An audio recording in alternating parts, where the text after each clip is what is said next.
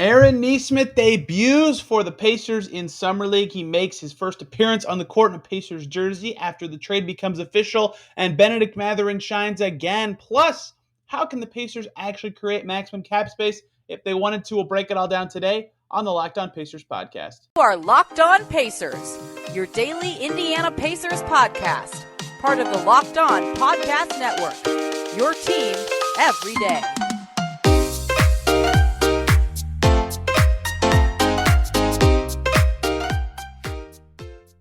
Welcome in to another edition of the Locked On Pacers podcast, where we, of course, talk about the Indiana Pacers, as always.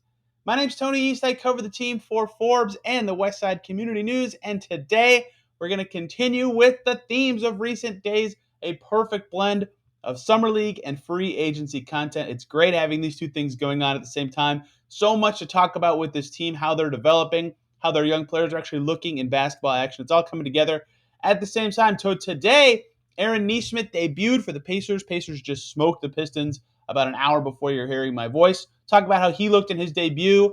Bennedict Mathurin shined again. A lot of other good performances from key Pacers players in this game. We'll talk about Pacers Pistons at the end on the free agency front.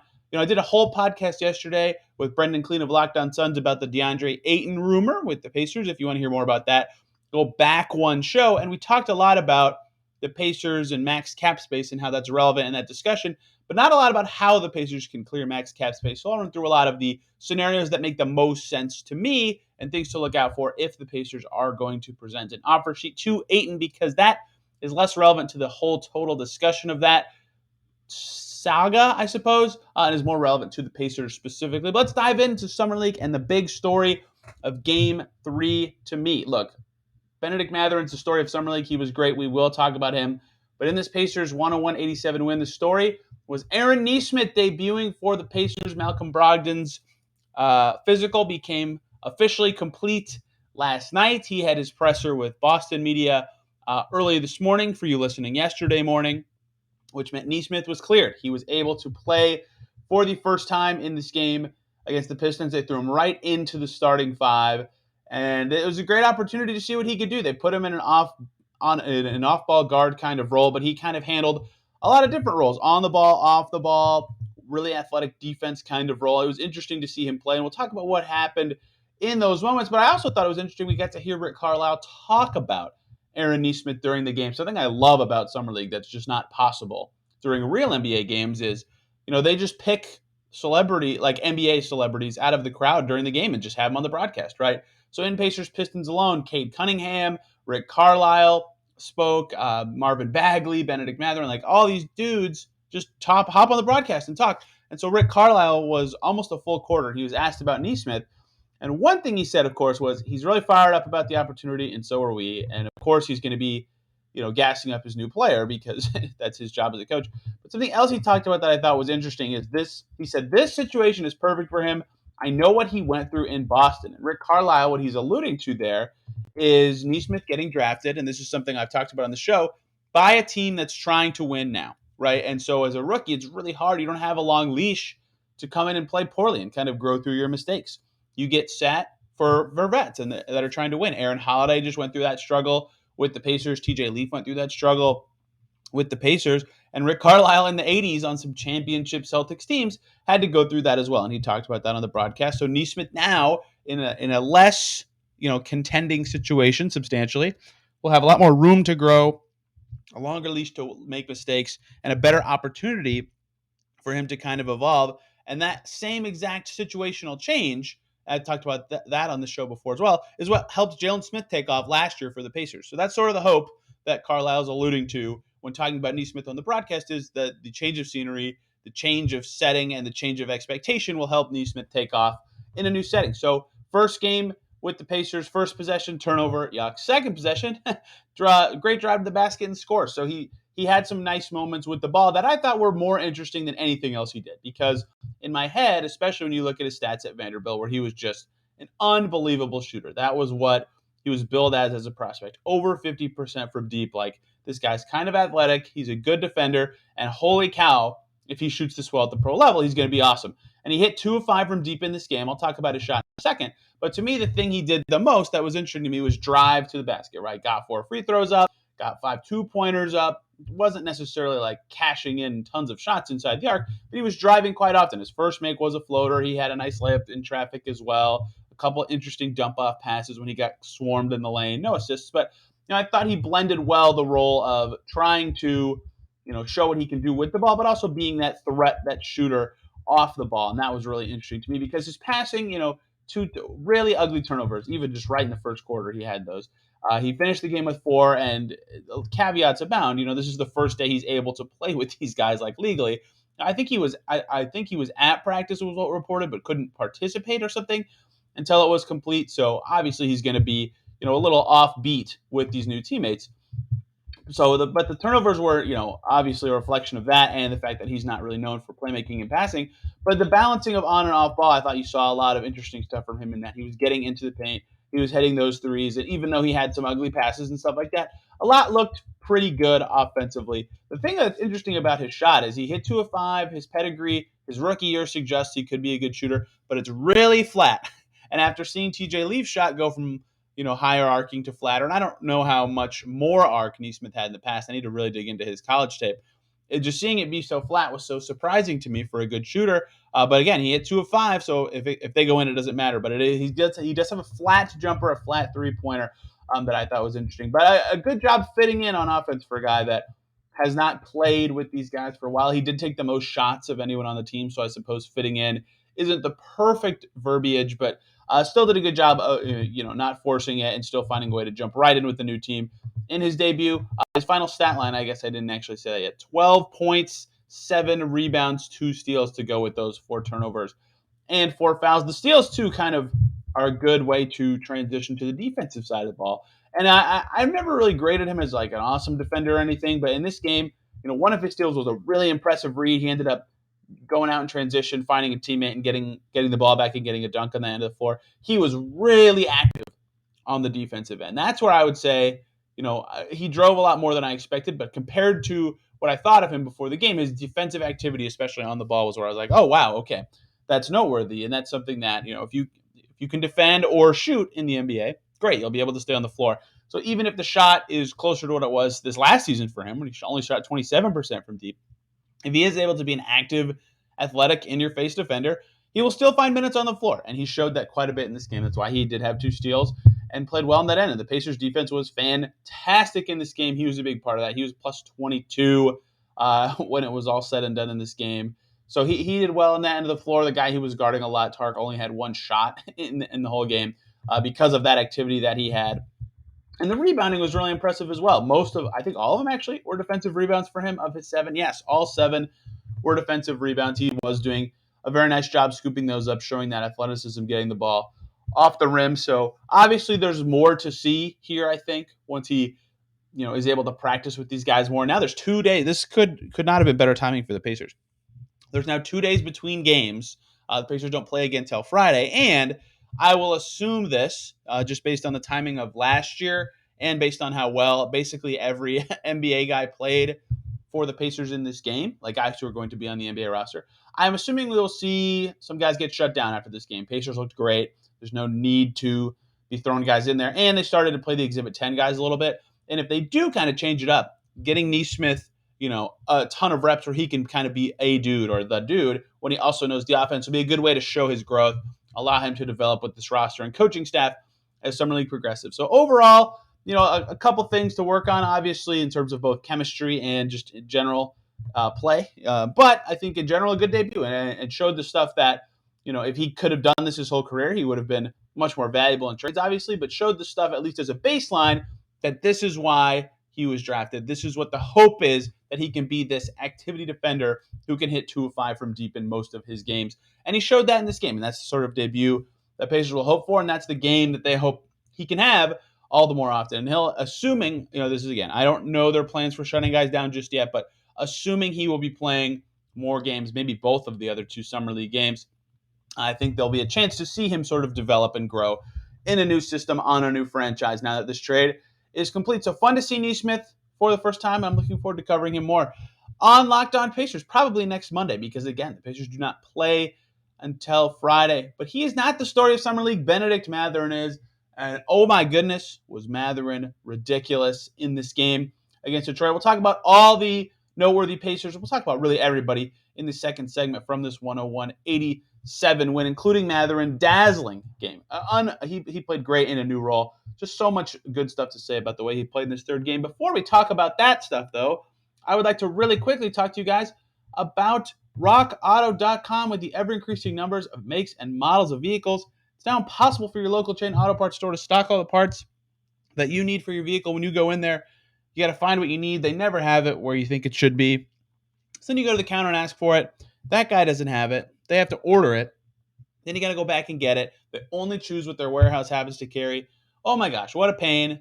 Don't deal with that. You have a computer or your phone in your pocket, and you can access rockauto.com from anywhere and save time and money, the two most valuable resources you have in your life. Why choose to spend more time or more money upgrading or fixing up your vehicle when you could do it for cheaper and faster at rockauto.com, a family business serving do-it-yourselfers for over 20 years. Their prices are always reliably low for every customer, and they have everything you could need: brake parts, tail lamps, motor oil, new carpet, you name it.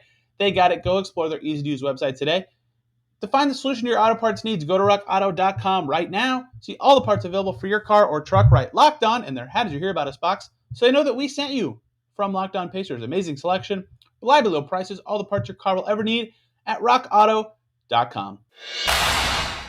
Thank you, as always, for making Locked On Pacers your first listen today and every single day. For your second listen, gotta knock it up to the boss man here. David Locke, Locked On Jazz is the way to go. Adrian Wojnarowski, among others, reporting the Jazz are now willing to listen to trade offers for none other than Donovan Mitchell. If that reaches the Pacers ecosystem orbit, whatever word I've been using this whole offseason, I, of course, will cover it here on Locked On Pacers. I will say here, offhanded, that could slow things down in the Ayton and Durant front again, which, of course, longer delays for the Pacers are never fun, but that is the reality of the business. Let's talk about the rest of the Pacers in the second Summer League game, and specifically Bennedict Mathurin. Bennedict Mathurin got more on-ball reps as predicted as Summer League progressed. If you heard Monday's show, you know all about that. He still played some off-ball, but he fit in with his new teammates, and this was his best game of Summer League. Bennedict Mathurin's final stat line against Detroit. By the way, he played in under 19 minutes in this game, 18 minutes and 49 seconds. He played less than half the game and put up the following stat line: 20 points, 5 rebounds, 3 assists, 3 steals, 0 turnovers, 0 fouls, plus 23. He kicked butt. He was awesome. So the big thing that stood out to me early in this game, if you heard me talk about the first two games or you watched them yourself, is, Nembhard was initiating a lot, and they would have Mathurin kind of try to wiggle free off the ball or get open in ways he did at Arizona a lot. And he still had the ball in college, but he was mostly off ball in early games. In this game, he had the ball himself. He was tasked with creating for himself and sometimes for others. And that's why he only took 3 threes. That's the fewest he's taken in a Summer League game by quite a bit.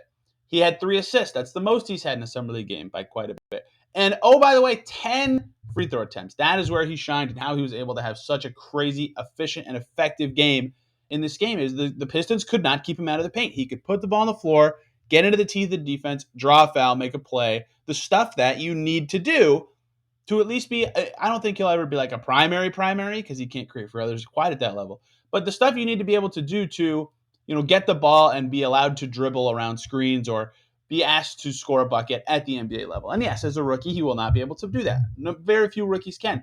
But this is the promise he needed to show to say, hey, during my career, as I get better, as I grow, I can do these things. I can have the ball. I can put it on the floor and make it happen. And he was fantastic in this game. 20 points on 9 shots is ridiculous.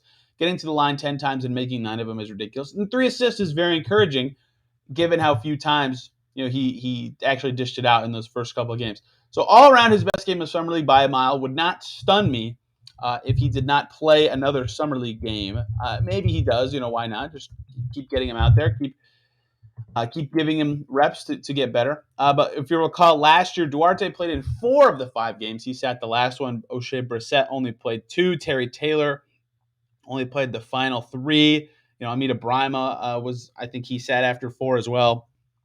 So lots of random ins and outs. There's a chance, especially after O'Shea only played two, Duarte only played one this year, that Mathurin might be done. Maybe they play him in one more like they did with Duarte last year, but he was just ridiculous in this game. This was if you were really high on him, and I was in the draft, like this was a lot of the stuff that it seemed like he could be, all kind of culminating in one game. And it's unrealistic to expect him to be good as a rookie or be able to show all of these things against the actual pros every night. But this was sort of the blueprint of if he is going to click and be a high level NBA player, a lot of those skills were showed in this game. Speaking of players who are great, again, though, basically every NBA dude from the Pacers was good in this game. But Terry Taylor, again, was fantastic. He was their leading scorer for much of the first half until right before halftime. He finished with 14 and 9, 5 offensive boards, plus 27. He was 6 for 9 from the field.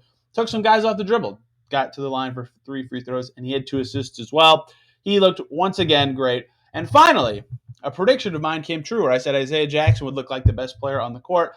He wasn't the best player on the court. That was Ben Mathurin. But Isaiah Jackson, 14 points, 4 rebounds, 2 assists, 4 blocks, 1 steal, and he didn't miss a shot. He was everywhere in this game defensively, recovering to bail out others, hitting his shots on offense, finding guys in transition. He had one play that he actually stole it and then dribbled 3 times in transition, perfectly in rhythm, and dimed up a teammate for a bucket. It was like Isaiah Jackson, wow. And he had the highlight of the game, 10 feet at least flying away from the basket to slam it in. So those guys were good. And then Dwayne had his best game of Summer League, hitting 50% of his shots. Still not playing particularly well. His defense still needs some work. He missed both of his threes. Not a good for his stock kind of performance in Summer League so far from Dwayne Washington, but this was his best kind of complete game so far out there in Vegas. So all the guys, Dwayne, I guess, could still get cut because he's non-guaranteed, but all the guys who project to be on the Pacers roster this season and aren't rookies played very well. And then Kendall Brown and Nembhard both also shot 50%. Kendall Brown, best game of his Summer League by a lot. He continues to get better and better game by game. He had a lot of impressive plays with the ball in this game. He finished with 8.7 rebounds, 4 assists, 2 steals. He was really good. He had some fantastic drives to the basket and tough finishes. And Nembhard continues to be my Summer League crush with his ability to kind of get into the paint, probe a defense, and make stuff happen out there. So all the guys who are noteworthy for the Pacers in terms of, they will either likely or have a very good chance to be on their NBA roster this coming season, all played well in this game, and none highlighted more than Bennedict Mathurin. And this is the exact kind of thing you want if you're the Pacers in Summer League. It's like to see all these guys who will be playing together when it matters. I mean, it's crazy that they're subbing in, Dwayne Washington and Kendall Brown and even Gabe York coming in off the bench. Like these guys were on NBA teams last year. They have an 8-man deep rotation of guys who played on an NBA roster last season. Like they're ridiculously good. This Pacers Summer League squad is ridiculously good, only to be bested by the Kings so far. So all those guys played very well, very encouraging to see. But the story, again, beyond Nesmith's debut, is Mathurin just dominating. In less than half the game, to lead the Pacers in scoring, to get to the free throw line 10 times, to be able to finally find some teammates, get some rebounds. 3 steals as well. Like his defense continues to be good.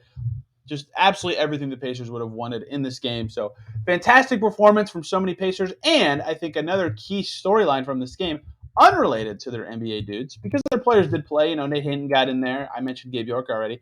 Finally, though, the Pacers dominated enough that they got all of their Exhibit 10 guys in the game for much of the fourth quarter. They were up by like 30. I think it was 90 to 60 or something like that.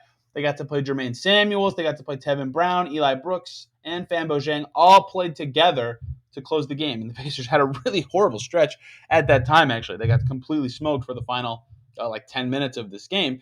But those guys all got to play, show what they could do. And reportedly, all 4 of them, Samuels, Brown, Brooks, and Zhang, are all competing are all getting, Exhibit 10s, which means they could be competing for either a 2-way contract or a roster spot. So to see them get out there, Tevin Brown's been billed as a shooter. He did hit a 3, although he missed 4 other threes. Eli Brooks had 3 assists in his minutes, although his defense left a little to be desired. Jermaine Samuels, 3 rebounds. They all showed something.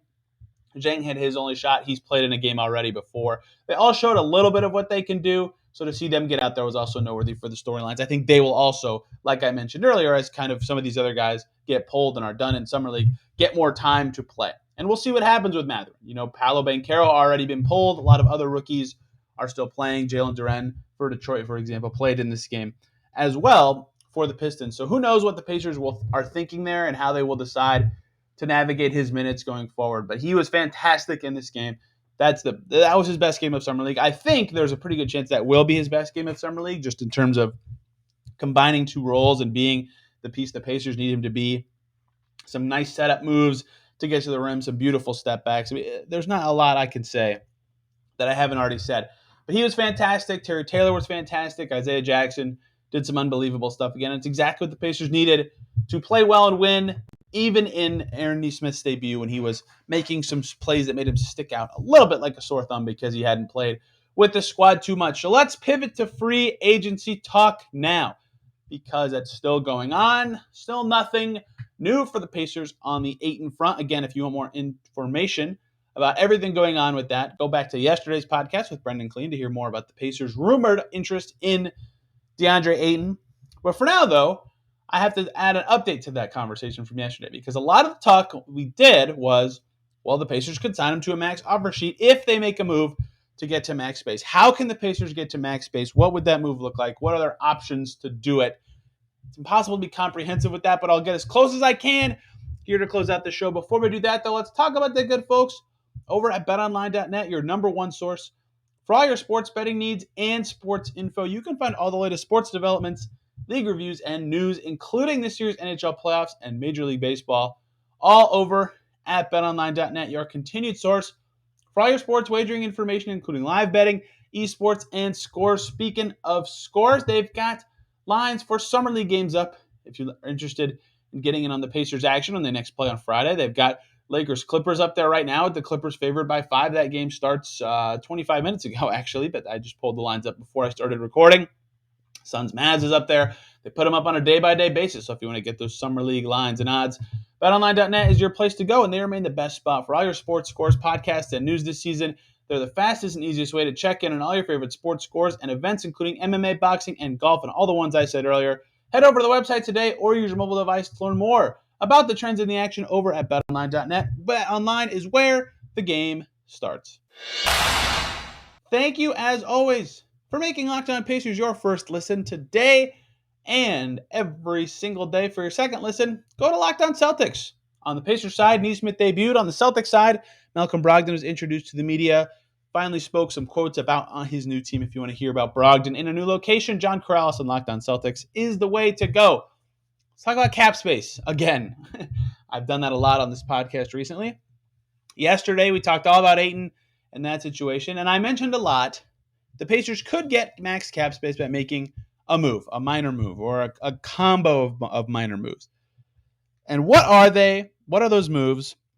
What could they tell us about what the Pacers are doing? Because the reason the Pacers would need to get to max space is to present anyone with a max contract offer at the 25% max. This discussion is related to Ayton. He's the only free agent left worth that.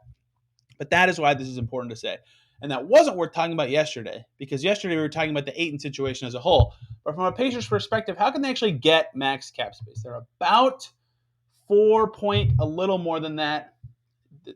I've asked a lot of people and gotten very close answers, but 4 point, I'll say 2 from my own numbers, 4.2 to 4.5 million away from being at max cap space to sign Ayton to his full maximum contract. How can the Pacers get there? What are the moves to do it? The easiest trades are not the smartest trades, right? So there's 2 guys on the team who make over 8.6 Daniel Theis's salary, $1 million as of right now. And that is Buddy Hield, who they could take back at least $16.1 million in a trade for, and they could clear the space by trading him for a player making $16.1 million. And Miles Turner, he makes $18 million. They could trade him for a guy making $13 million, shed $5 million that way, and have max space. Now, trading those 2 guys for a guy making way less is not smart, unless they get a bunch of assets and it's a good trade. But that is one way they could do it, is trading Buddy or Turner for way less assets. That said, Turner is a key player in this Ayton stuff. So that's not necessarily smart. Once you get down from those players, one-to-one trades become impossible, because Theis is currently the 3rd highest cap hit Pacer, and the lowest they could trade him for is a player making $4.9 million to have it be a legal trade. And if they traded Theis for a guy making $4.9 million, they would only free up $3.7 million in space, which is not enough to get to max space. And all this is to say, unless somehow the Pacers find a way to dump Buddy Hield on a team and get $5 million or less salary back, or the same with Turner, the only ways to get max space are either to actually waive players and create space that way, or to find players to dump into a trade exception or into cap space and get way less or none salary in return. Because a straight up 1-to-1 trade to clear money, like they did when they traded TJ Leaf for Jalen LeCue, for example, a few years ago to duck the tax, is pretty hard to find given the league's current structure of salaries, given the Pacers' current structures of salaries. So the easiest way to do it is trading a player for none in return. Now, they could always cut guys, and that's possible too. There are a lot of things they could do, but because they also have 16 guys in their orbit who could be meriting roster spots, and again, they haven't signed Nembhard or Kendall Brown yet because there's some holdups with roster spots. They have to figure out if they want to just trade a guy for nothing. If that involves including an asset, maybe it's worth it because they have those roster spots, or if they want to try to waive guys, how they want to handle it. So the two guys that stand out the most to me, looking through the Pacers salary list, is Goga Bitadze and Daniel Theis. That's why I mentioned their names a bunch on yesterday's show, because the Pacers have a ton of centers. That's not the only guys that make sense to dump in salary. TJ McConnell sort of makes some sense, I suppose, as an $8 million guy, but no one else really makes sense to just dump their money, right? They either would have value to the Pacers or something like that. There's the guys they just acquired from the Celtics, Nick Stauskas, Juwan Morgan, and Malik Fitz. Maybe if they could just pay a team to take them with cash, that would be an easy way to free up money that would require a low amount of assets to get rid of them. But that's hard to do. It's hard to find teams willing to just eat a salary slot at this stage of the offseason. So I think the easiest and cleanest ways right now would be to try to find takers who don't require assets to take either Goga Bitadze or Daniel Theis. Now, if teams know you're trying to clear money, it's always harder to do it.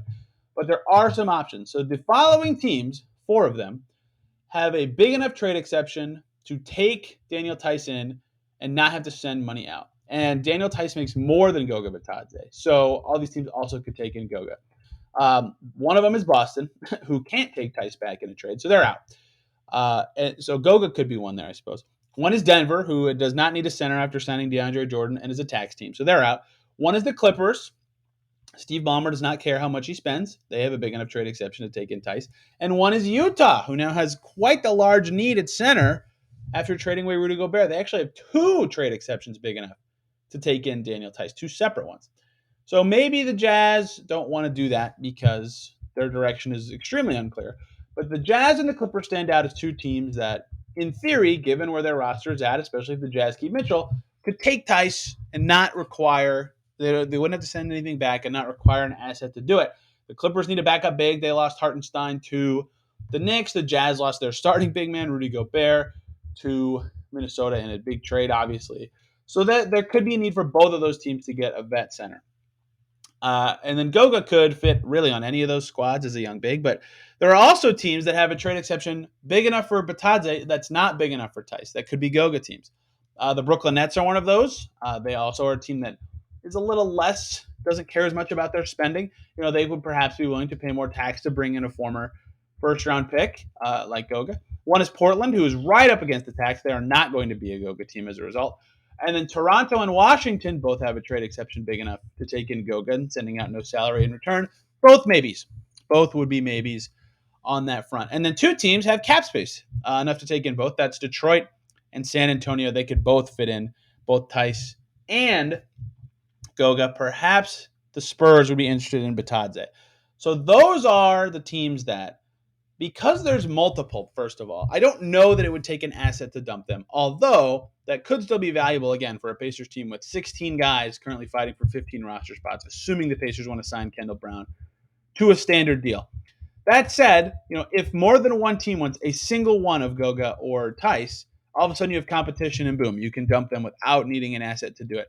I don't know that that's the case or if that's even possible, but because there are a lot of options in theory, especially so for Goga. I mean, if you go through those teams again, that's basically a third of the league. That's one team shy, Portland, because of their tax concerns. I guess Denver also has tax concerns. So 8 of 30 teams, which is almost a third of the league, could in theory do this. I think they could find a way to get off the money without having to send an asset out in exchange. And that would be the easiest and cleanest way for me, to me at least, for the Pacers to get to max cap space. It's not the only way. They have these Celtics guys who they've all been guaranteed all of their contracts except for $86,000. Malik Fitz and Juwan Morgan don't become fully guaranteed until next January. Nick Stauskas actually becomes fully guaranteed this coming Friday. So perhaps we'll see some action on his front very soon. But anyway, I think Evan Sider retweeted this earlier, and I had to check some numbers here. But if the Pacers waive and stretch all three Celtics salaries, they would free up about $3.6 million, which is just shy of enough to get to max space. But then they could also cut Dwayne Washington and his non-guaranteed salary by that Friday date that Stauskas also has as his guarantee date. And then they would have enough room for a max offer sheet as well without having to trade away Goga or Tice into a trade exception and finding a taker for them. They could do it all on their own accord, which means they do have a very easy route to doing so. They could also waive and stretch Goga. That would be stupid to me. But that is another way that would allow them to free up money to get there. On their own accord, does not require another team agreeing to a deal.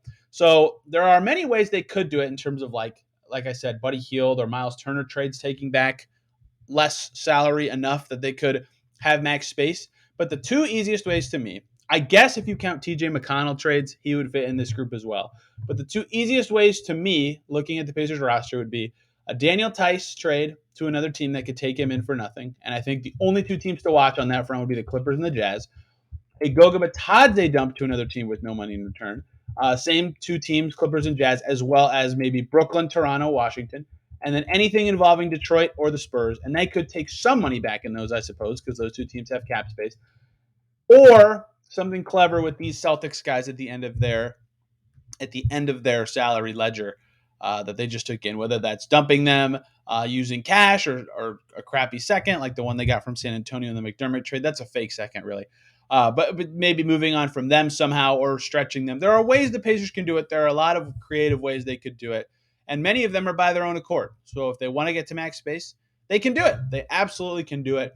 Again, if you see a move from the Pacers that doesn't look flashy or dazzling in the next couple of days, that's probably why. And I think that deadline of the 15th coming up where Stauskas becomes fully guaranteed, and that only adds about $86,000 to the Pacers cap sheet. That's not a big deal. But also Washington becomes fully guaranteed. That could spur some action. Deadlines spur action in the NBA. And it's not a coincidence to me. Maybe I'm just throwing the stupid stuff out there now. But it's not a coincidence to me that right when the Ayton stuff starts heating up, the Utah Jazz, a team with reported interest in Ayton for a couple weeks ago, all of a sudden say, oh, we're listening to offers on Donovan Mitchell. Everybody hold for a second. Deadlines spur action. That's always the quote. That's always how it goes. So we'll see what happens this week, but the Pacers have ways they can free up max cap space, and we'll cover any move they make here on the Locked On Pacers podcast as things progress in any sort of way. So thank you guys for listening. I hope you enjoyed Summer League action and more free agency talk tomorrow and the rest of the week. We'll be talking about other stuff the Pacers could do this offseason that is unrelated to their current ongoing free agency pursuits. They've got some rookie scale options out there. Extensions, they've got to sign two rookies still. They can convert two ways. Could they add someone else? There's a lot still out there for the Pacers to do besides the big stuff. There also is extensions. I want to do a full show just on that sort of stuff. So be on the lookout for that stuff for the rest of this week as the free agency front continues. Next week, we'll wrap up Summer League talk and continue to kind of cut through the Pacers offseason and what their team looks like. So thank you guys a ton for listening. Hope this all made sense. If you have any salary cap questions, you can find me on Twitter at TEastNBA and the show at Locked On Pacers. Hope everybody had a great day, and we will see you tomorrow.